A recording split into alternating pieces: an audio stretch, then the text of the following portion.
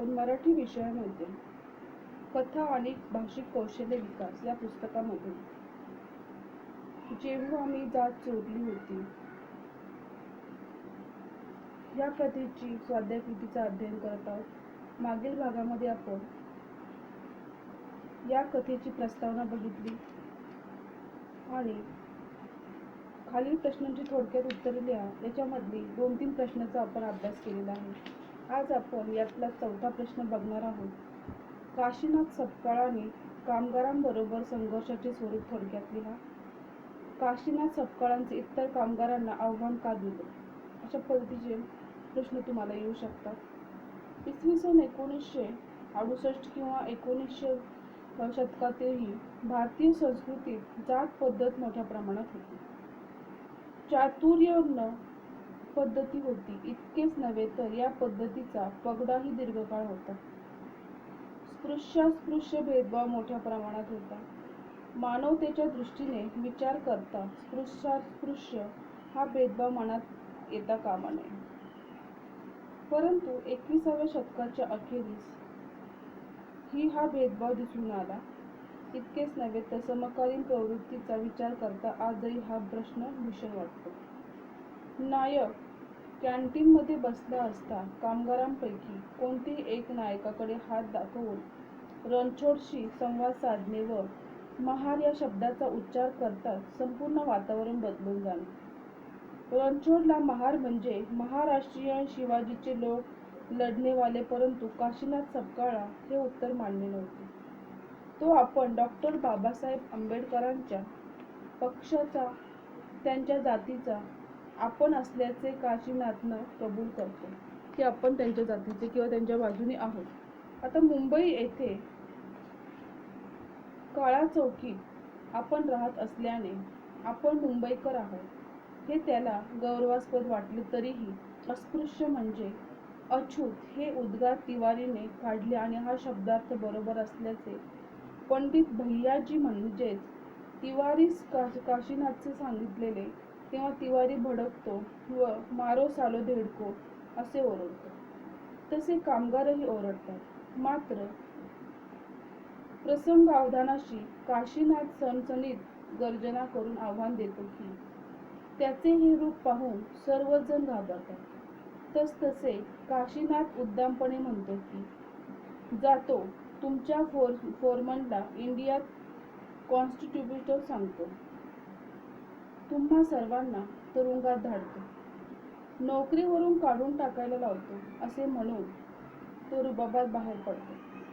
परिणामतः सर्वजण घाबरले. मात्र नानाजी पांचाळने तो मुंबईचा धीर फोरमनला घेऊन आला तर नोकरी जाईल म्हणताच सर्वजण बाहेर पडू लागले. तेव्हा तिवारी तडकला, बैठो मी आहे. भाईला सांगून त्यांची उच्चरबांगडी करतो असे सांगून नायकाला त्याच्या म्हणजेच काशीनाथ सपकाळच्या नादीने लागण्याचा सल्ला त्यांनी दिलेला आहे. अशा प्रकारे काशीनाथ सपकाळने जाती व्यवस्था व कामगारांनी केलेला जातीभेद यावरून इतर कामगारांना आव्हान दिलेले आहे. यातलाच प्रश्न 5वा त्यांनी सांगितलेला आहे.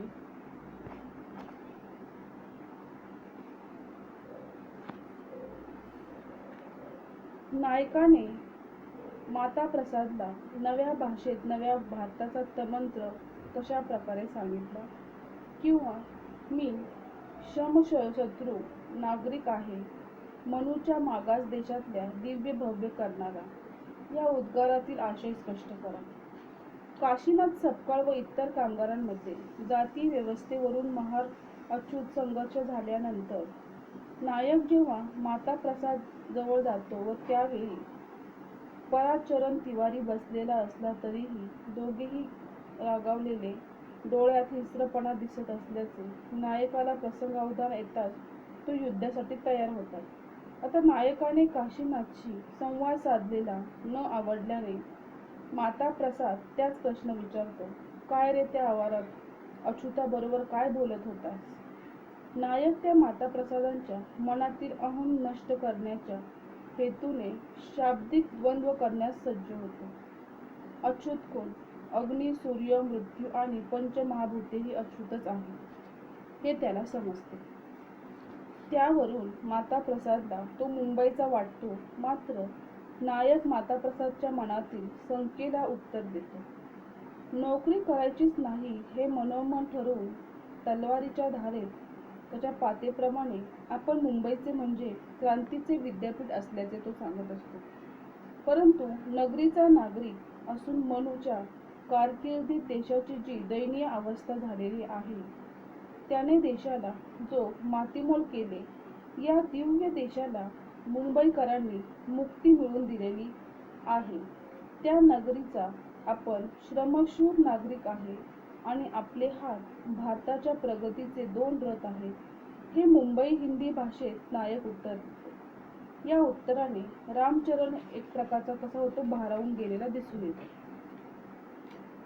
पुढे तो म्हणतो की माता प्रसादला काशीनाथ सपकाळच्या प्रभावाने हा जो आपल्याला उत्तर देत आहे असे वाटून मुंबईची हुशारी दाखवू नको. मी माता प्रसाद आहे असे म्हणतात. नायकाचा द्वेष अजूनही वाढत आहे. मी नव्या सार्वजनिक सुखाच्या शिल्पकार मानवतेसाठी लढणारा मरणात झुंजार मला नाव आहे. मुंबई हे माझे गाव आहे. अशा उत्तराने माता प्रसाद चिडत असला तरीही नायकाला मुंबई नगरीतील क्रांती प्रवणतेला त्याचा परिचय करून द्यावा लागत असतो. कारण नायकालाही त्याच्या अस्तित्वाची जाणीव असते. स्वातंत्र्यानंतर कालावधी असला तरीही मागासवर्गीय दलितांना अस्पृश्य म्हणून जगावे लागत आहे. डॉक्टर बाबासाहेब आंबेडकरच्या प्रेरणेतून आता नवतरुणांना त्यांच्या अस्तित्वाचे भान येऊ लागले आहे. क्रांतीची भाषा करत असले तरीही त्यांना मानवतेचा ध्यास लागला होता. हेच लेखकाला येथे नमूद करायचे आहे.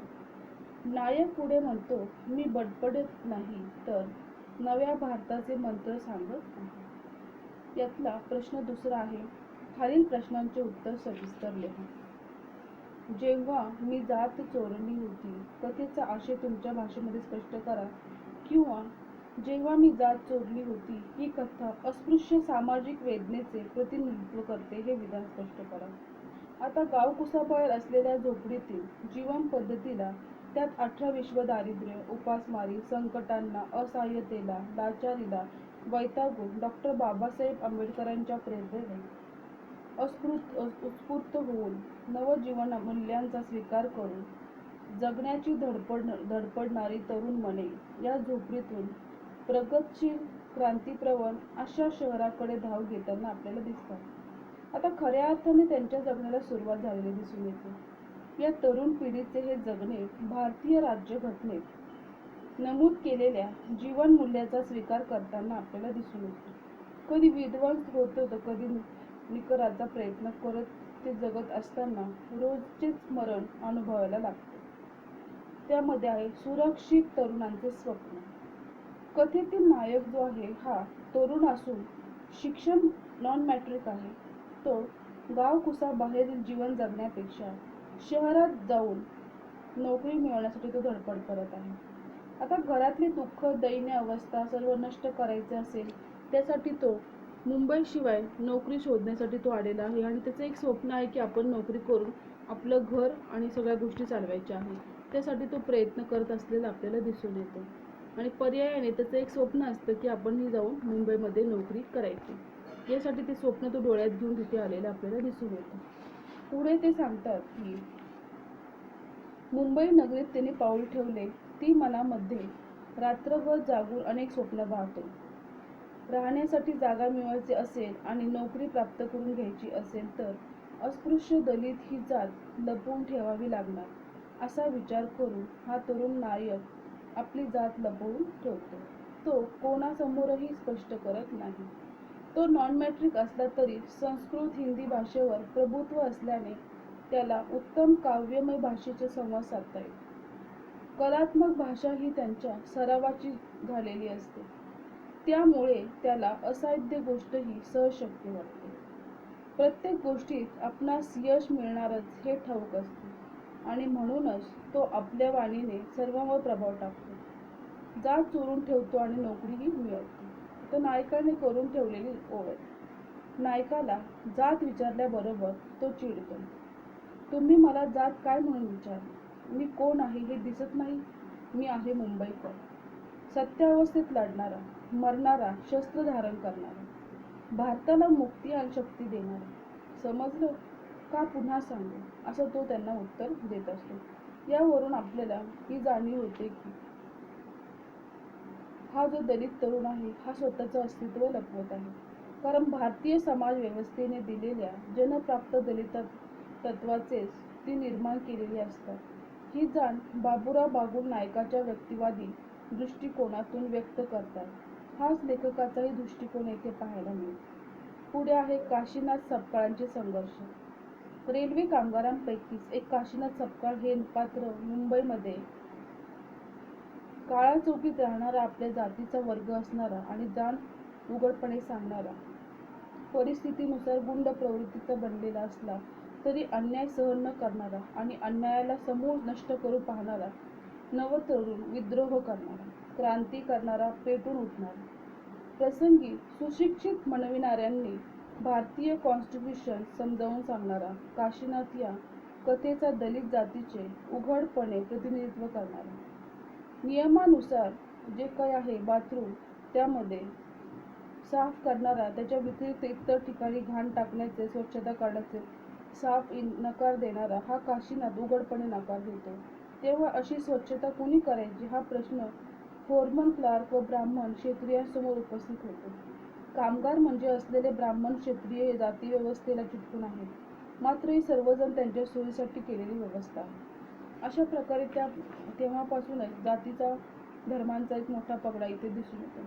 पुढे आहे समाज व्यवस्थेबद्दलची व्यथा. आता कथेतील सुरक्षितता किंवा सुरक्षित तरुण नायकाला नोकरी करत असता नोकरीच्या गावी जागा मिळवण्यासाठी व एकूण जगण्यासाठी स्वतःची जात लपवावी लागते. तोपर्यंत सर्व सुकर सुरळीत चालू असते. मात्र जेव्हा ती तो उघड करतो तेव्हा आतापर्यंत आदर, आत्मीयता दाखवणारे साजेपण त्यांच्यावर तुटून पडतात. कसा बसा सुरक्षित राहिलेला तो नायक म्हणतो, त्यांचा मार मी कुठे खाल्ला, म्हणून मला मारले. त्यांचे हे उद्गार त्यांच्या वैयक्तिक वेदनेबरोबरच समाज व्यवस्थेची त्यांची व्यथा बोलून दाखवतात आणि या कथेत दुःखाला तीव्र वैयक्तिक दुःखाबरोबर विदारक, व्यापक सामाजिक वेदनांचेही परिणाम प्राप्त झालेले दिसून येतात. अशा प्रकारे हा जो नायक आहे तो नायक तरुण नायकाचे उद्गार बागुलांच्या कथेत दुःखाची सामाजिक कारण परंपरा स्पष्ट करत असलेले दिसून येते. हे उद्गार ज्या अनुभवापोटी निघालेले असतात ते अनुभव संपूर्ण कथेत जिवंतपणे साकारताना दिसतात. त्यामुळे कथेची उंचीत वाढ होत नाही, तर तो कथाक्षेत्रात मानदंड ठरवतो. पुढे आहे जेव्हा मी जात चोरली होती. यामध्ये तरुण नायक नोकरी मिळवण्यासाठी व राहण्याच्या धडपड करण्यासाठी जात चोरलेली आपल्याला दिसून येते. आता ही जात चोरलेली म्हणजे काय? त्याने आपली जात सर्वांपासून लपवलेली आहे. त्याची ही मनप्रवृत्ती त्याला शेवटपर्यंत साथ देते का, की तोच या प्रवृत्तीपासून दूर होतो? समाज व्यवस्थेचा तो एक घटक असला तरी समाज व्यवस्थेची दुष्ट प्रवृत्ती त्याला नको आहे.